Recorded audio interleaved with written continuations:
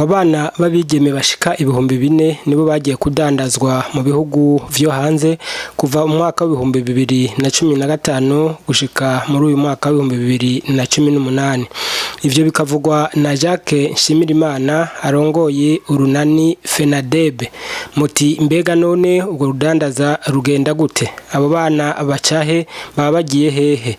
Reka Jacques Nshimirimana aduhe inyishu kuri ivyo bibazo hari mu gihe ishirahamwe OIM hamwe na leta y'u Burundi bari bateguye uruganda kugira ngo basigurire abantu ibijanye n'urudandazwa rw'abantu mbere bongere bafate n'ingingo zo kurutuza. Reka tumwumvirize. Ni Jacques Nshimirimana abasanzwe ndongo runani rw'amashirahamwe y'amajwi na gateka k'abana mu Burundi FENADEB. Rukari n'urunani rwakoze cyane kuri iki kibazo cyo kurwanya urudandazwa rw'abantu mu Burundi kuva mu mwaka wa 2014 gushika uyu munsi. Ubwa mbere bwo iki kibazo ni kibazo kitari kimenyerewe mu gihugu cy'u Burundi.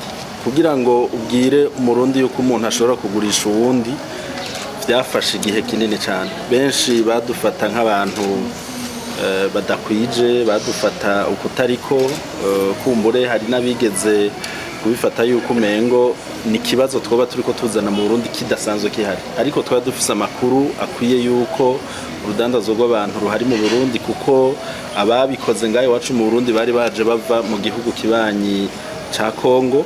Hanyuma bo dusanzwe dufashanya mu bikorwa byo guharanira agateka kazina muntu haratumenyesha yuko abo babisha bakora urudandazo rw'abantu bo babegereye ku mbibe z'igihugu. Hanyuma be nabo n'abanyabwenge kandi bafise uburyo n'ubushobozi buhanitse, rimwe na rimwe bararaba ibihe bibereye byo gukora ico gikorwa. Nico gituma ngahi wacu barindiriye kijya kibazo cabaye mu 2015 kugira ngo bashobore gutuma abasanzwe bafashanya nabo mu kurokrita abo bana babigeme.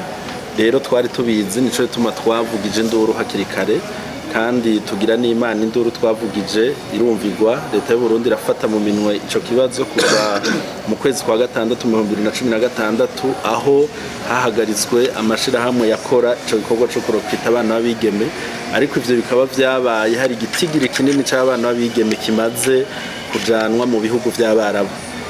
Hanyuma uyu munsi turanezerwa cyane iyo tubonye abategetsi bakuru b'igihugu, yo tubonye kuva ku biro by'umukuru w'igihugu bahagurukira iki kibazo, kuko biri mu byo bajejwe nk'abasanzwe barongoye igihugu, kandi biri no mu byo bajejwe ku neza y'abarundi.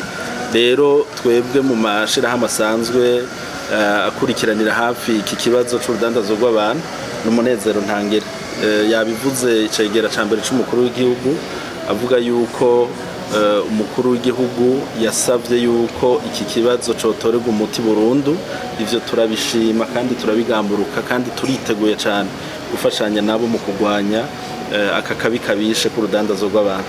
Mu minsi heze twaramenyesheje yuko gushika ubu atabiharuro kanuni bihari vyerekana abana babigeme baba barajana mu bihugu vy'Abarabu, ariko kandi ko dufatiye ku ntahe dufise z'abariyo, abo tuvugana abagarutse, abashoboye kubivamwo bahora bafasha mu gutwara abana babigeme, twoba dufise ibitigiri vya baba abana babigeme 4,000 kuva mu mwaka wa 2015 gushika uyu munsi baba barajana muri ivyo bihugu vy'Abarabu. Hariho benshi bariko baragaruka, hari abo bigorana kugaruka uko baba barungika babirukanye nta mahera y'itike y'indege baheza ngo babahe. Aha nkabonerwaho mbere n'akaryo gushimira cyane bamwe mu baserukira Burundi mu bihugu byo hanze, cyane mu gihugu ca Kenya, kuko babishiramo kwitanga udasanzwe mu kuronderera uburyo abana babigeme baba bagarukanwe ino, kuko muri abo bakoresha benshi babarihira itike y'indege yo kubashikana mu gihugu ca Kenya, kuko baba bazi yuko bavuye muri Kenya, kubera ko babikora babakura mu Burundi bakabacana muri Kenya, bakambara iminsi babigisha, mu nyuma bakava muri Kenya baja muri ivyo bihugu vy'Abarabu. Iyo rero babasubije inyuma babarihira itike y'indege yo gushika aho muri Kenya gusa. Vyumvikana ko kica kibi kibazo kubaserukira Burundi muri Kenya n'abategetsi ba Kenya gutegura ingene abo bana babigeme basubira akavanwa muri Kenya bagaruka ngaha mu gihugu iwacu. Rero benshi bariko baragaruka, kandi ni gikorwa kiriko gikorwa neza cyane. Nta mwana n'umwe w'umuhungu canke umuntu w'umugabo turamenya yajanywe muri urwo rudandazwa.